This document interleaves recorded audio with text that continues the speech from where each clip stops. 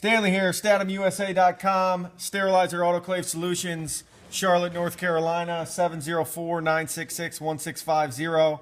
Real quick, going to do a video on how to replace a check valve in a Statim 2000. Refer to our other videos on how to take the cover off.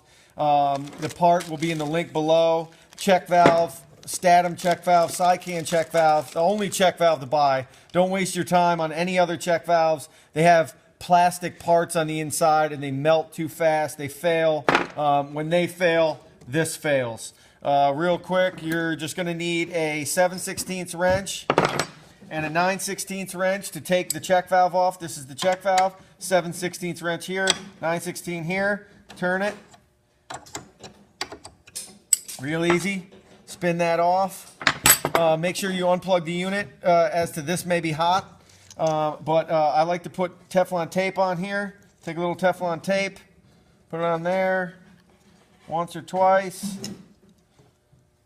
Make sure it's nice and smooth. Get the Statim check valve. Again, the only check valve to buy. Don't waste your money on the other ones. Screw that in as much as you can hand tight. Then take your 9/16 wrench. Throw that on there. Don't force anything. Don't cross thread anything. It's going to cost you more. And then just hook this tube up as normal.